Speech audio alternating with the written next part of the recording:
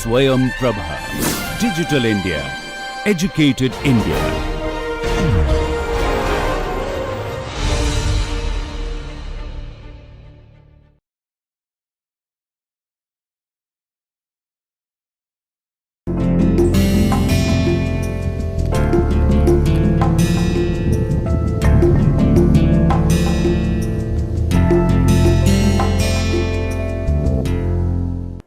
Hello and welcome to NPTEL's course on communication skills.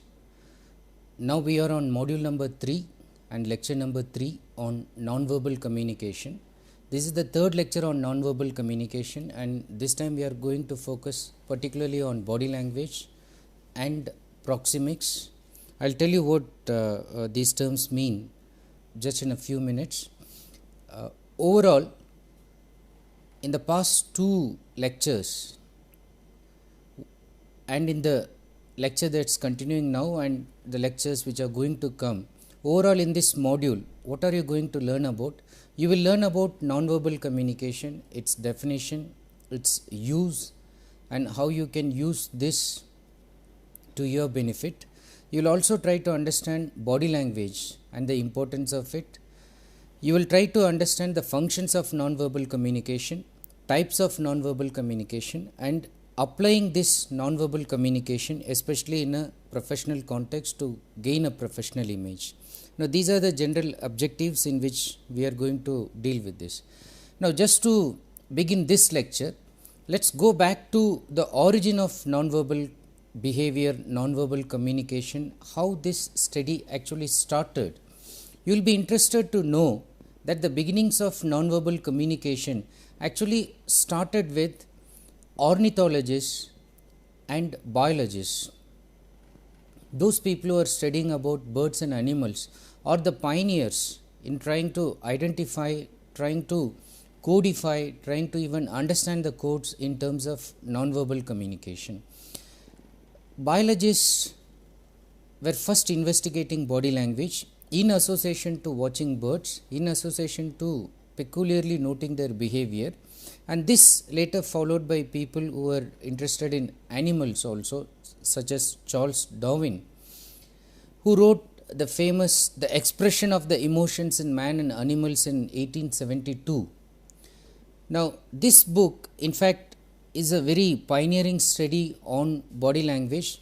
Although he was not talking about particularly man, he started with animals and then started linking animal behavior with human behavior and then trying to find some universals.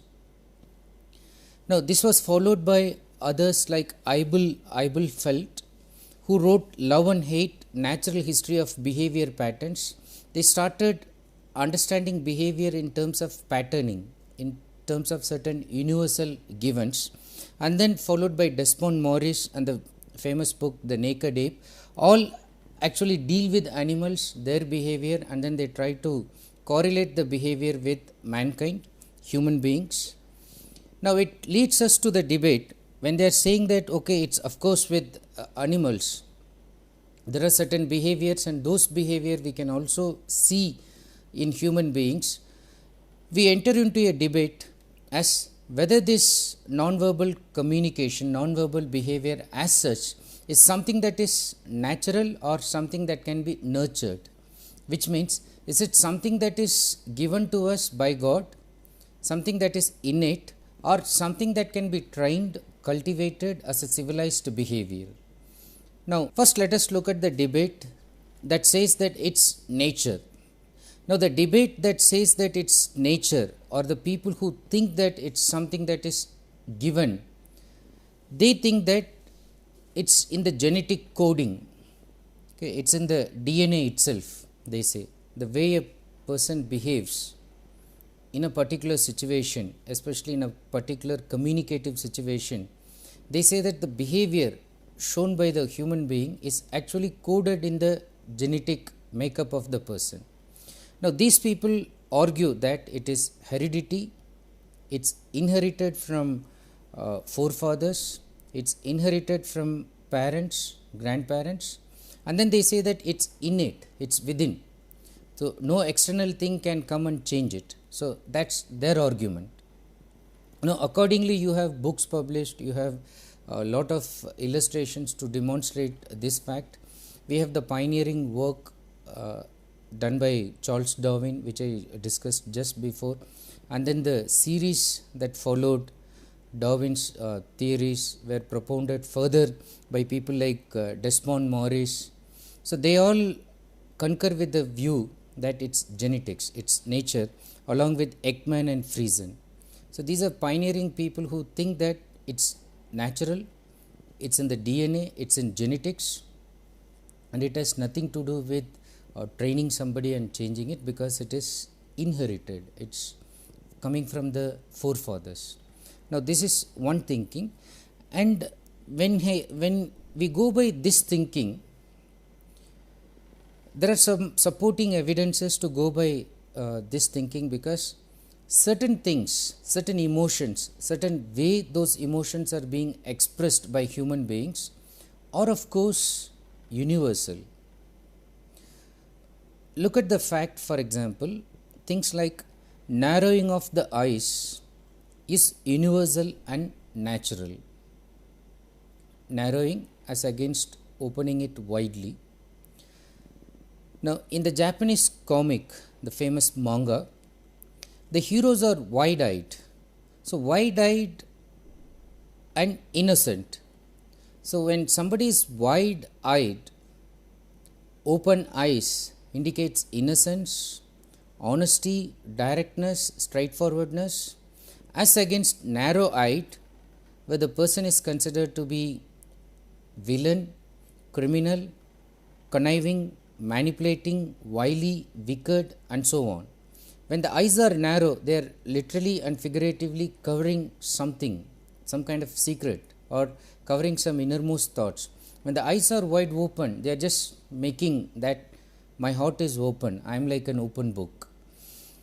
Now, even in the Japanese comic, the heroes are wide-eyed and indicating that they are innocent, and the bad guys, the villains, are always shown with narrowed eyes.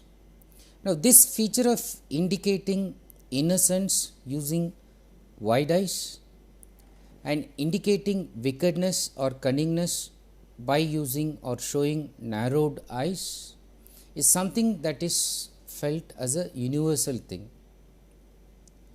Now, this goes again with our genetics debate that yes, of course, when this is universal, this is also a universal behavioral pattern. And then even when you look at animals, when they are quite excited, their eyes are quite open. And then when they shy away from certain situation, or when they want to avoid certain contact, so they try to narrow their eyes.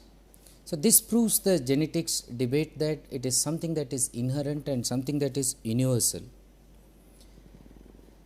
This also could be seen in terms of the way we use territory.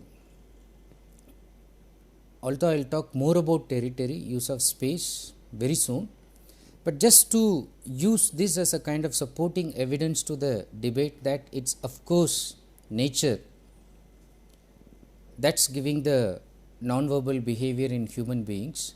Look at the notion of the use of territory, the use of one's space. If you look at the way animals use territory, we find lot of correlation with the way human beings use territory. Literally, the way animals use nest, okay, as their home, and for man, nest is again figuratively its home, its private space, where intimate relationships are formed and developed.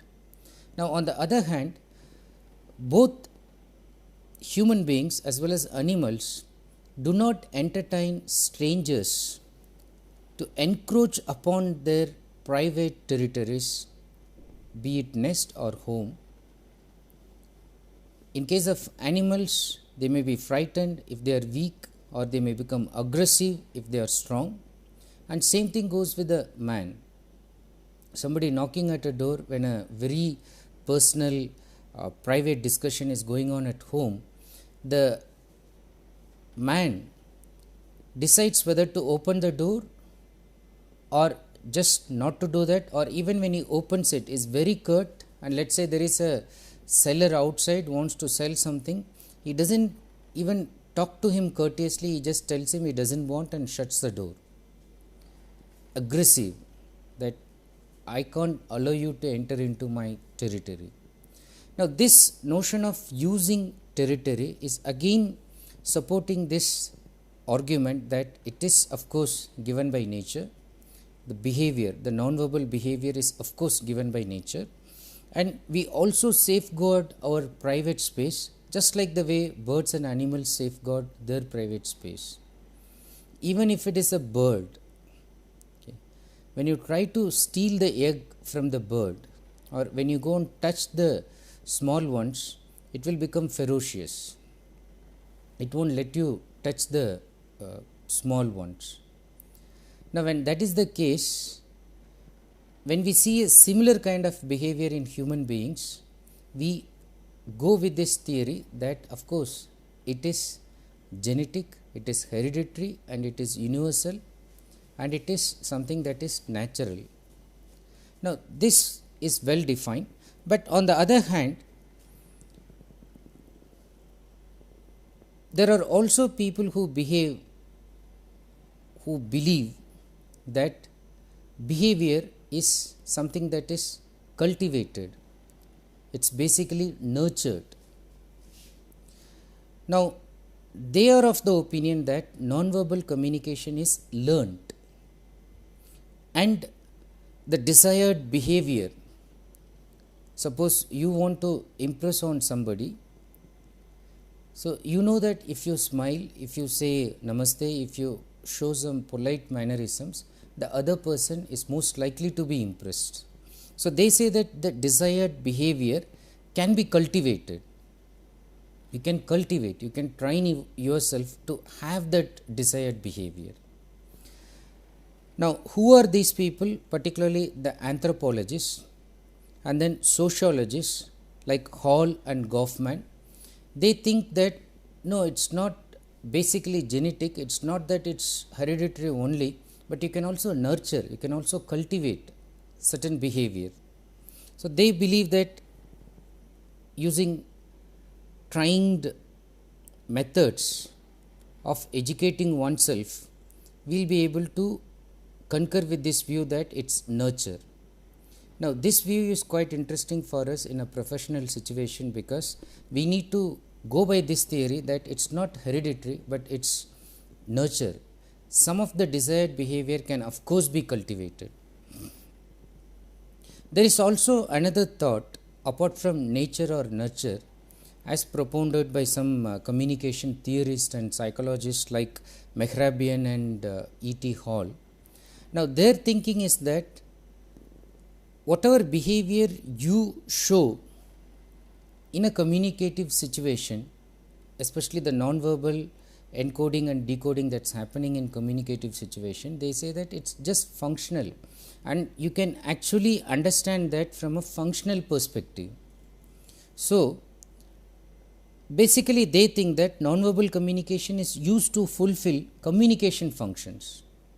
So, if you want to show somebody that the person is respected, so then you do something to show that the person is respected.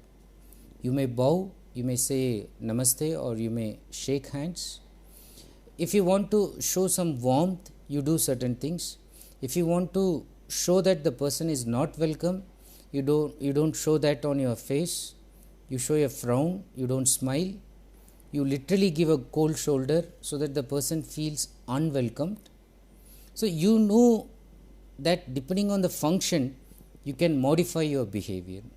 This is also interesting, just like the nurture theory, that if we concur with this theory, that we can train our behavior, and then we can use that behavior in a functional sense for communication purposes, we are on the right track as far as we think that we can build a professional image in terms of non-verbal communication. This is again interesting because you can videotape your behavior in a professional situation. Let us say you participate in a group discussion and ask somebody to videotape, or you participate in a mock interview and ask somebody to videotape. and then you just rerun the whole thing, either in the group of your friends or you sit on your own and then watch.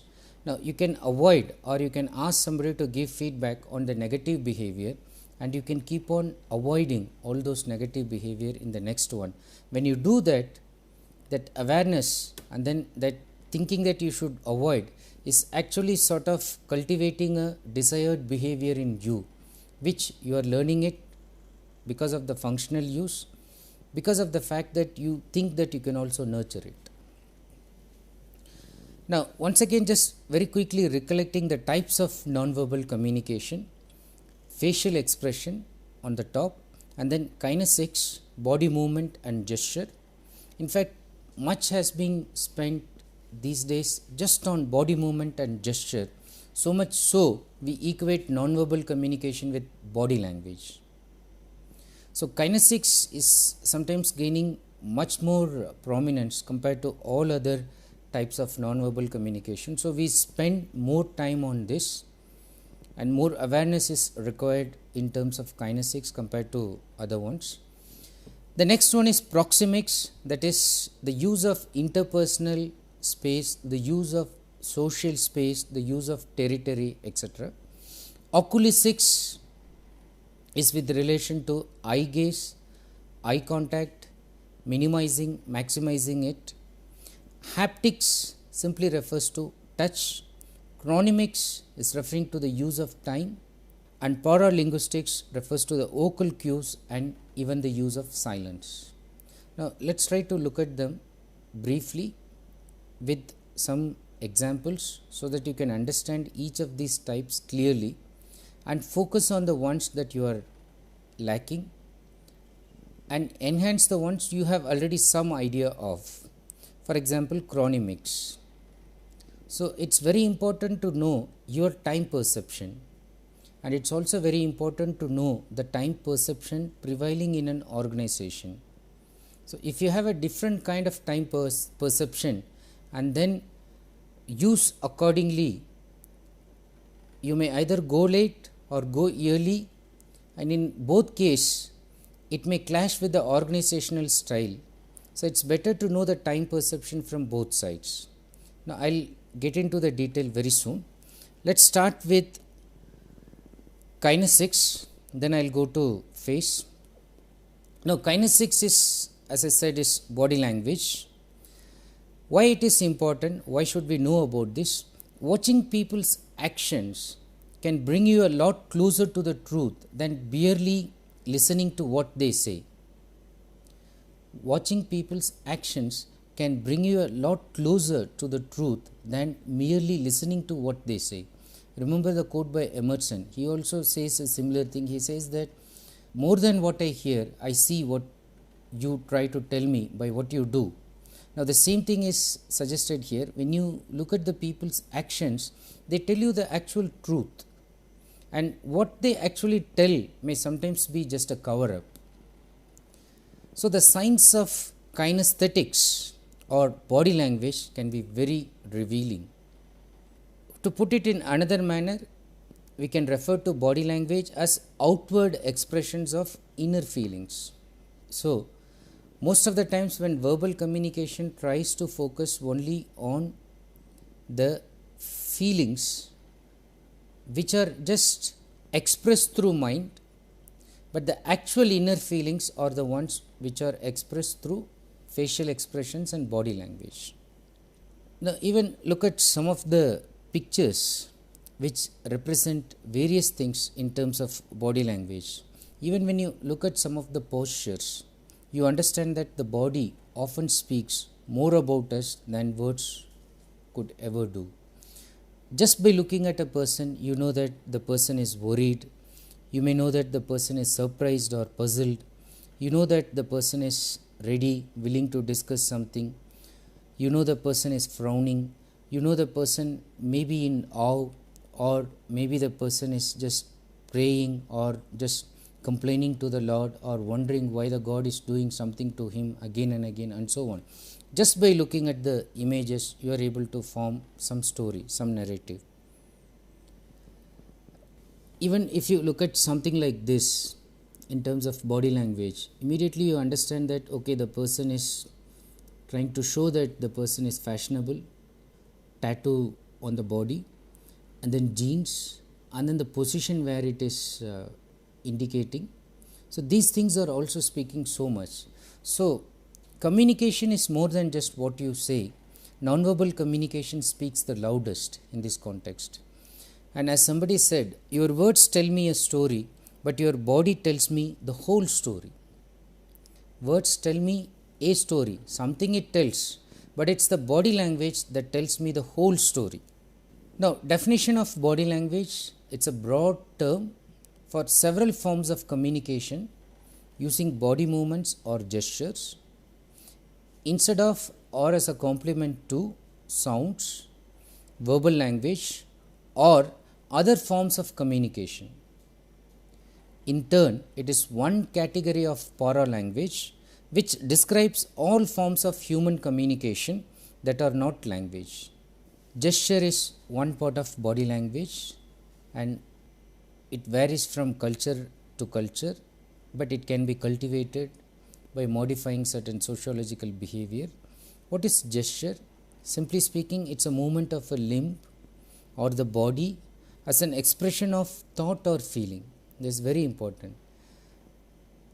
Even when you move your finger, positioning something, you are expressing a thought or feeling. What is interesting about gesture is that gestures have cultural background. They are learnt within the society and culture which one belongs to.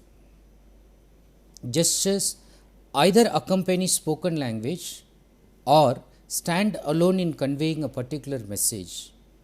So, example, pointing on a place on map while speaking about a site.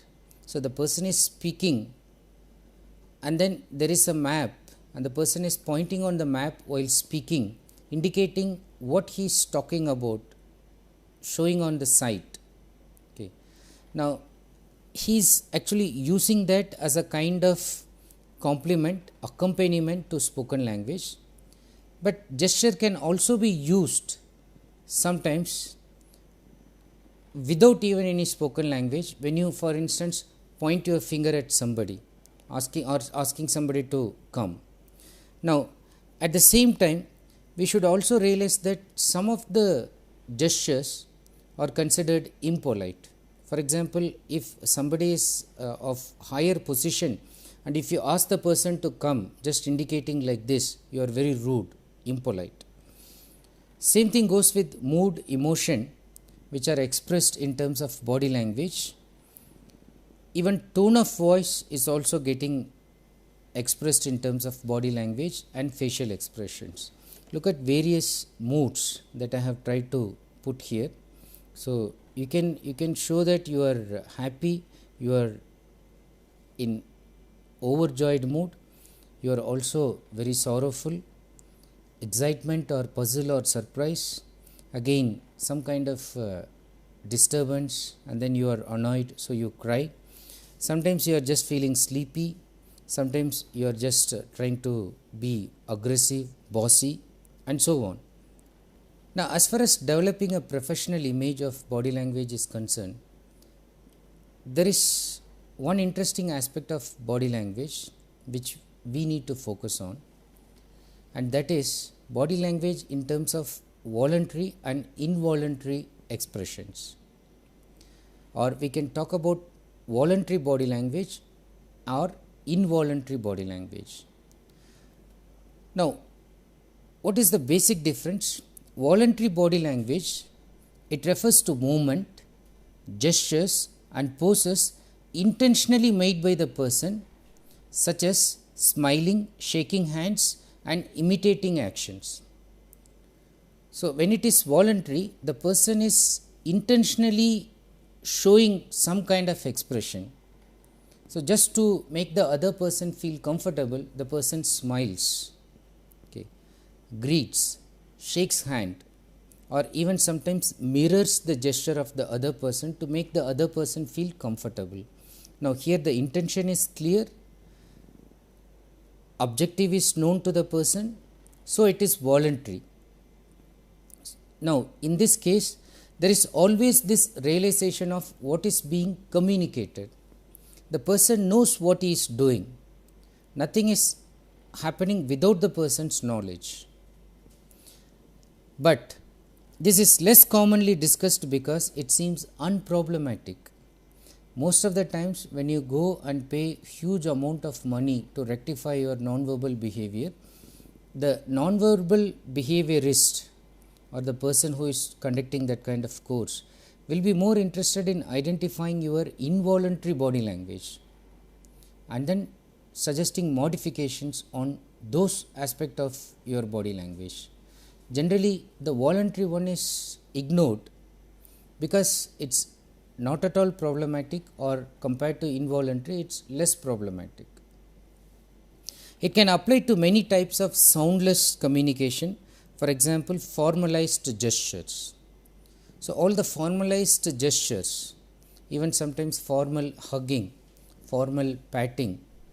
Okay. Now, all these gestures will come under voluntary body language because the person who does it knows the objective clearly, and the person who receives it also knows it very clearly that the person is generating warmth or welcoming the person and so on. Now, this is not that much important because it is less problematic.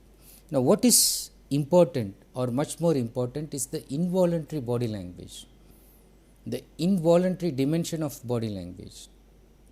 What is it? Involuntary movements that may give observers cues about what one is really thinking or feeling. Involuntary movements. Now, these movements are unthought of.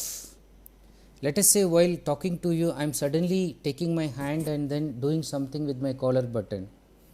I am playing with a pen, or I am playing with my ear, or doing something with my hair, or no speaking, unbuttoning and rebuttoning. Now, all these things are involuntary. I don't intend to do that, but maybe I am nervous, maybe I am afraid of talking to you. So, I am expressing that in different manner, my inner feelings, but I am trying to hide that by my verbal language, but it comes out involuntarily, without my thinking, without my knowledge. Now, what happens? Involuntary movements that may give observers cues about what one is really thinking or feeling. You will really know when I say that this is the most interesting one, and then my hand is doing something, and then my eyes are just narrowing down. You understand that no, I am trying to tell a lie. Okay, maybe I myself am not that much interested in. So, these things the audience will get across using cues from the body language, the ones particularly the involuntary ones. Now, ability to interpret such movements may itself be unconscious, at least for untrained observers. Another interesting fact about this is all of us interpret these non-verbal cues, and the ability to interpret such movements, certain negative involuntary movements happens. Okay, people do that, but then initially they may think that even they don't know what they are doing, mostly because it's happening at the unconscious level.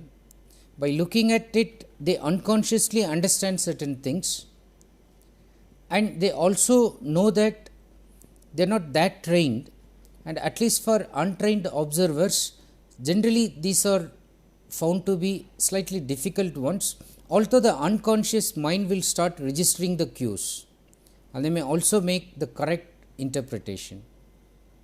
So, involuntary body language is the most accurate way into a person's subconscious.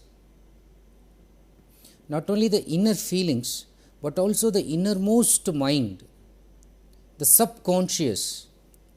The conscious mind is doing something, but the subconscious mind is annoyed with something else. Now, even that part can be easily seen by the audience by taking cues from the involuntary movement of body language. Then, who are the people who use this? Interrogators, for instance, police officers who are interrogating some terrorists or some criminals, customs examiners who want to know whether the person is hiding something or telling the truth, and others, anybody who is similar to this kind of profession, but who need to seek information that people do not necessarily want to give, have always relied on explicit or implicit hypothesis about body language. All these kind of people, custom officers or police officers, interrogators, they all relied on the body language, especially the involuntary aspect of body language, to see whether the person is telling the truth or hiding it, whether the person is a blatant liar or the person is really telling the truth. Now, these things are noted by taking cues from the involuntary aspect of body language. Now, this you should keep in mind because this is very important, and you also give lot of involuntary body language signals to others. Now, I am not saying that you should hide your feelings all the time, but in case your feelings are negative, learn to control it and then positively change that feeling and modify the behavior very quickly. The more negative it is, the more negative the impact will be, and you will not be able to get the desired response in a communication climate. So, take note of it. Try to control this involuntary body language. Now, having said this, what are the basics and universals? What are the gestures? What are the movement? What kind of posture? We give certain names. How do we categorize them and how do we interpret and understand them? Now, some of the basics, for example, crossing arms and legs while standing is a defensive gesture. Now, you should also understand one slight difference in the universal that I am talking about. In the next module, we will be talking about intercultural communication, where so much focus will be given on how nonverbal behavior varies from culture to culture. Now, when I talk about some universal, some basics, these are the general universal accepted mostly in a Western context or in a corporate culture, in a globalized scenario. We should also give contingency to the fact that there may be variations in our regional culture, in our nationalized scenario, which means suppose something is okay in European and American culture, it may not be that acceptable in an Indian culture. So, whenever possible, I may slightly try to tell you the difference. So, crossing arms and legs while standing is a defensive gesture. Now, even the crossing we need to see how. So, suppose somebody is crossing like this, of course, it is a defensive one, but you must have seen great leaders just standing like this. So, even Swami Vivekananda's famous pose is like that, crossed hands, but then holding it firmly. So, there it is actually exuding confidence. So, the way you are crossing the arms will also indicate how defensive you are. In case of women, for instance, sometimes when they don't have to do that defensive thing very openly, what they would do is they will use a folder or they will use a handbag. Now, this is also when it is used to cover up the major part of the body, it is also seen as a defensive gesture. But at the same time, if the person is just slightly crossing the hand or crossing the legs while being seated and in discussion with somebody, it may indicate that, okay, you open up, I am just sympathizing with whatever you are telling, I am empathizing with you, so you open up, I will not disturb. So, that crossed one is not indicating closeness, but it can indicate empathy, feeling into, feeling for some person. Whereas, when the persons are standing and they are crossing, it indicates closeness. It can also indicate that I do not want to mingle with you. that the person doesn't want to mingle with others, the person wants to remain aloof, cut off from the rest. It can also mean that. Apart from that, hands, what about feet? Feet also play an important part in communication. Either whether you are standing or sitting, and especially when you are attracted to someone, whether or not you are talking to them. This is another interesting thing, which means whether you intend or not, whether it is volunteered or not, what happens? The feet will be pointing in their direction. If you are not interested, the feet generally recedes. They go back.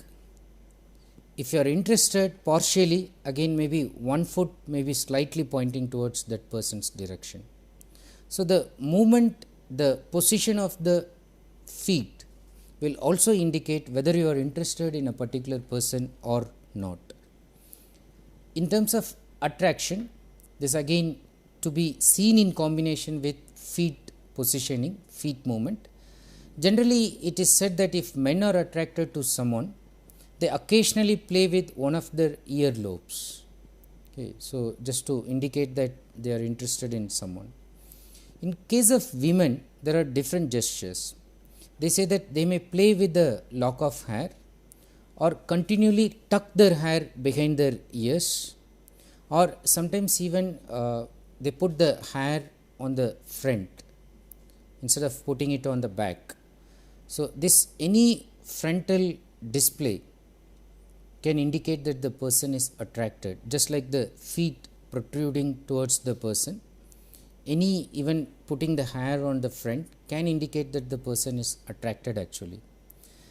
Now look at men, while especially interacting with women, if they dig the wax from their ear, or if they indulge in nose picking when the person is communicating, or especially it happens to be women, and they thoughtlessly do this, this can be again an involuntary action. They are doing it without their knowledge, but it can indicate the filthiness of mind. So the other women who actually are more perceptive in terms of non-verbal communication will immediately understand that the person is either filthy or sort of perverted. So one has to be careful, especially in a professional situation. Even let us say if there is some kind of itching or something, and even it is really a physical functioning of clearing that itching either from the ear or the nose, one has to be very careful, or it's better one apologizes, excuses, and goes to the restroom, does it and comes back, instead of doing it in front of a person, particularly if the person happens to be a woman. Reason being, it can be grossly misunderstood, misinterpreted. But if it is involuntary and done unintentionally, it's revealing the subconscious thought of the person can be filthy or pervert. So let's go more with these basics and universals before we actually try to learn how we can apply them, how we can actually study them. More on basics and universals of nonverbal communication. Openness will be indicated by open hands or unbuttoned coat in a Western scenario.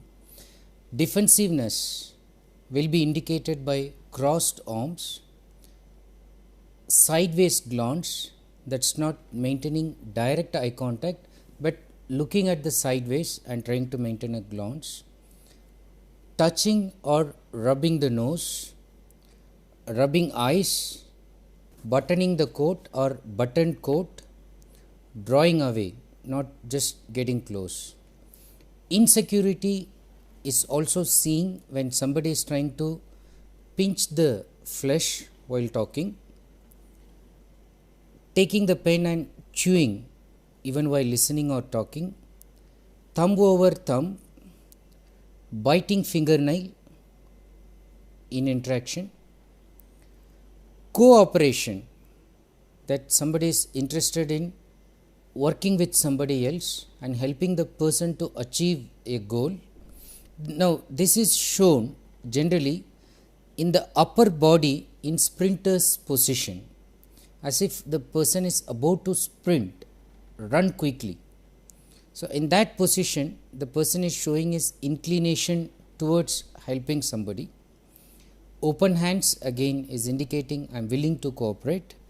Sitting on the edge of chair. Now, apart from cooperation, sitting on the edge of chair, later I will also tell you that it also indicates that the person is so much interested. You must be observing children, even adults, when they are watching the climax of a very interesting movie. Initially, when they sit, they were just reclined, sat very cozily and comfortably. Slowly they come straight, they lean forward, and then they move, and then they sit on the edge of the chair. Especially when the movie reaches its climax or the scene is very thrilling. So, they reach that edge. It's indicating interest, it's also indicating that somebody is willing to cooperate very closely, openly with the other person. Hand to face gestures. Unbuttoning coat is again showing that I am ready, I am willing to help you. Confidence is indicated by steepled hands, hands behind back but not clasped, back stiffened, not slouched, hands in coat pockets, especially with thumb out. If the thumb is inside, it will indicate that the person is again little bit lacking in confidence. Hands on lapels of coat. So, coat lapels, if the hands are there, again the person is indicating confidence. Nervousness can be indicated by clearing throat. Now, right now I am saying this, but at the same time, let us say after one more lecture, I am going to tell you certain things that you should be cautious about. Now, when I am saying clearing throat here, I am just presuming that the person is nervous and clearing the throat, but I am just cautioning you at the same time, a person may really have cold, a person may really have a congested throat, and the person may clear the throat then and there. Now, this, even if the person is an expert in communication, may do that because he is physically suffering from a problem. But barring this situation, if a person keeps clearing throat very often and then drinks water very often before speaking, it is indicating that the person is nervous. Whistling, especially whistling in the dark, is indicating that the person is bit afraid, sometimes more afraid of some kind of imagined monsters or creepers in the dark. So, he is whistling to chase away the fear. Smoking, especially uncontrolled smoking behavior before an interview, before a critical situation, is indicating nervousness. Pinching flesh is indicating it. Fidgeting. Covering mouth, especially when the person is asked to be as straightforward as possible, the person is afraid that the person may blurt out something and the person is covering the mouth. Jiggling money or keys from the pocket, making noise. So, that is again indicating nervousness. Tugging ears and then even wringing hands is indicating that the person is nervous. Frustration can be shown by demonstrating certain behavior like short breaths. Instead of a deep one, short quick breaths, and then the making some sound like I am frustrated. Tightly clenched hands, wringing hands, fist-like gestures, rubbing hand through hair, rubbing back of the neck frequently. So, these are all some symptoms which are indicating that the person is frustrated. And a quick overview: tilted head, slightly tilted, it is indicating interest. Stroking chin, it is indicating that the person is trying to make a decision. Looking down, face turned away, is indicating disbelief. Biting nails is indicating insecurity, nervousness. Rubbing hands is indicating anticipation. You must have seen again small children, when you tell them that this week we will go to picnic to this beach or to this waterfall, immediately the kids will say, oh, I am ready. Okay, now that rubbing hands indicating that I am excited, I am ready, I am anticipating something good to happen. Okay, anticipation is indicated by rubbing hands. Pulling or tugging at ear can indicate indecision. Pulling or sometimes tugging at ear can indicate that the person is not able to arrive at some kind of conclusion, the person is not able to make a decision. Hand to cheek could mean evaluation, thinking. Touching, slightly rubbing nose can indicate rejection, doubt, even lying. Rubbing the eye can indicate doubt, disbelief. Hands clasped behind back. On the back side, if the hands are clasped on the back side, it can indicate anger, frustration, apprehension. Locked ankles, apprehension. Inspecting fingernails or looking at a watch. So, especially while talking to somebody, suddenly the person is inspecting the fingernails or looking at the watch frequently. Now, this can indicate the person is bored, getting restless, but it can also indicate vanity, pride, false pride, ego, that you are wasting my time. So, condescendingly looking at the watch or looking at the fingernail and thinking that this is much more important than what you are talking.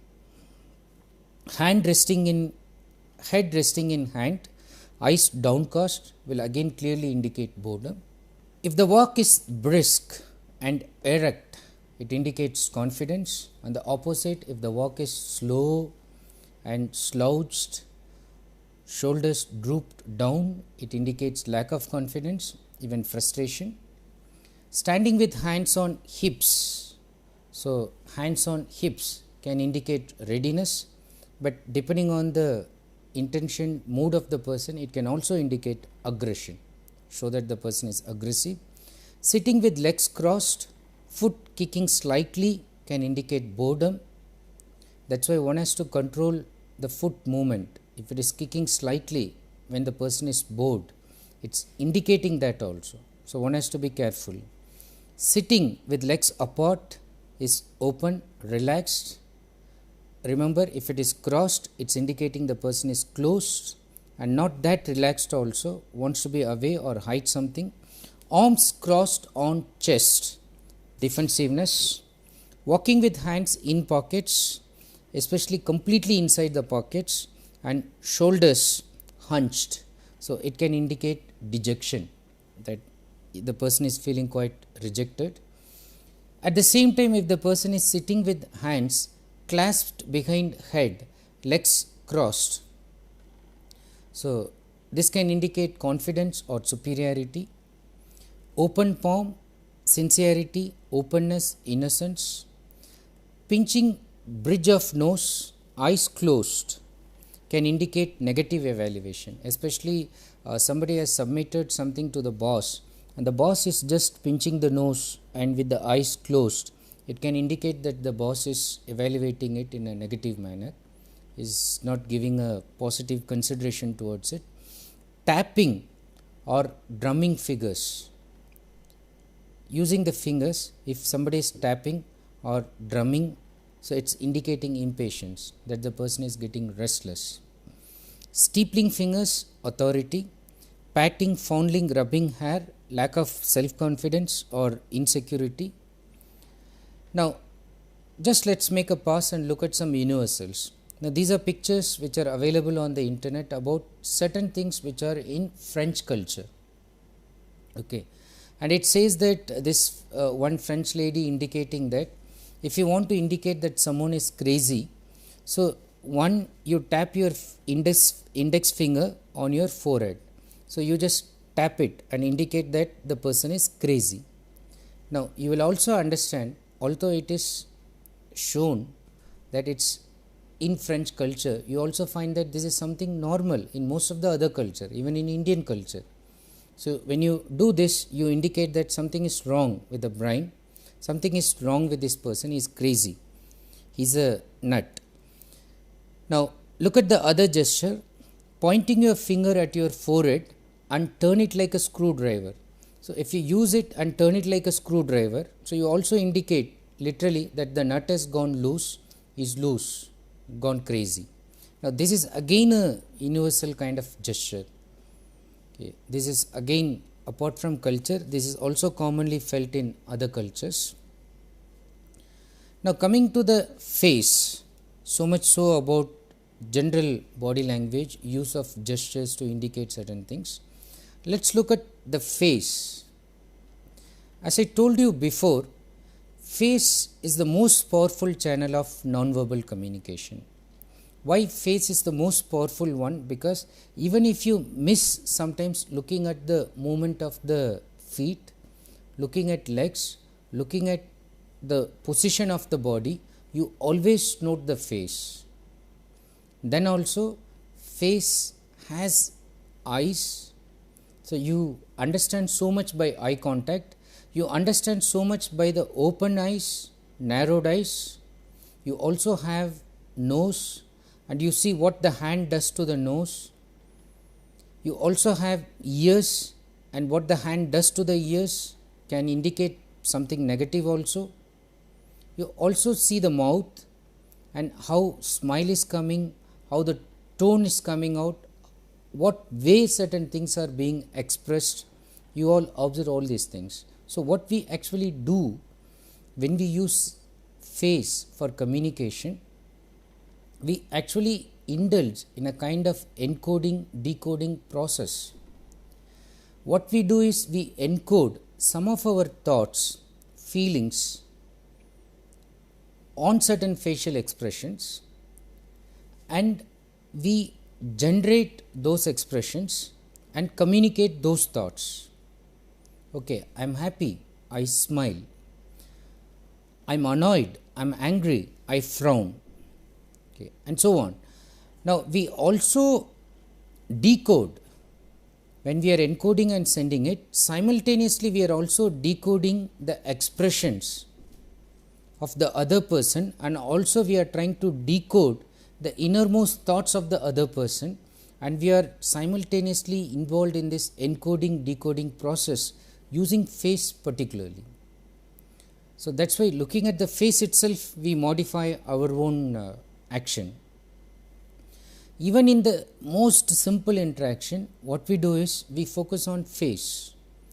We look at the person's face and determine the next course of action.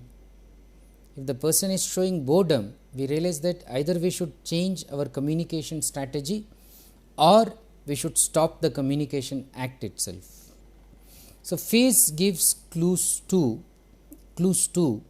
what kind of innermost feelings. For instance, attraction, whether somebody is attracted to somebody else.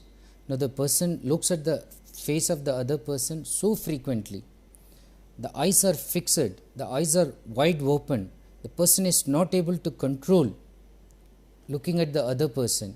So, attraction, the face is just inclined towards the other person. Interest in relationship, it also indicates whether the person is interested in communicating, talking to somebody or not interested. When the person is interested, what happens is the face is cheerful, the eyes are wide open, and the eye contact and the face to face interaction is maintained. When the person is showing disinterest, the person will not show the face directly, the person will move away or maintain a side glance, won't maintain direct glance.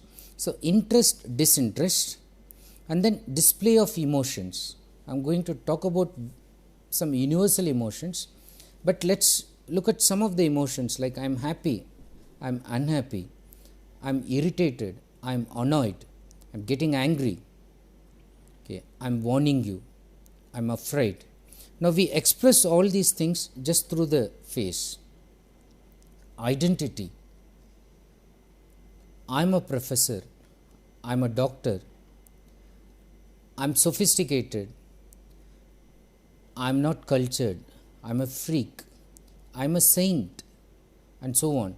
And at the same time, not just identity, the background, I'm from this region, I'm from this country. Looking at one's hair, looking at one's hairstyle, looking at the way a person is speaking, you are able to identify the region.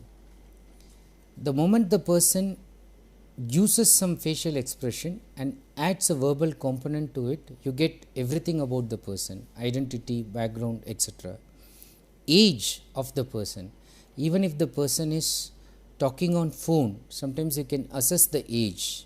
And face, just by even without listening to the verbal thing, looking at the wrinkles, so you are able to measure the age of the person. Then humor, whether the person is cheerful or distressed, you are able to understand that. What kind of constitution the person has got in his mind. And some of the subtext, the person says something verbally but means something else. The person says that he might be interested in this, but the eyes are narrowed down. So you understand that the person is not that much interested or bit suspicious.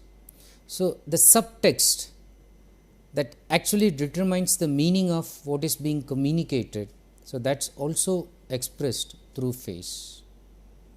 So watching face could be a pastime, could be a professionally challenging task in which we encode our own expressions, feelings embedded in it, and we also decode what the other person is telling.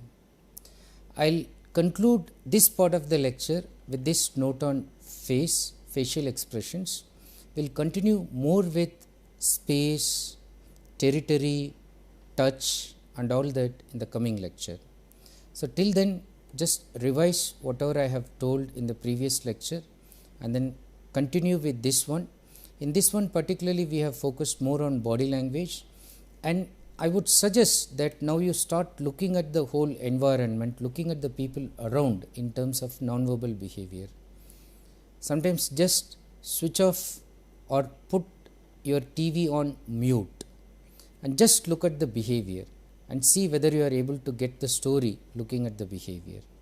This is an interesting task. Until we go to the next lecture, you can just do something and benefit on your own from this. Till we meet in the next one, I say thank you and bye. Thank you so much.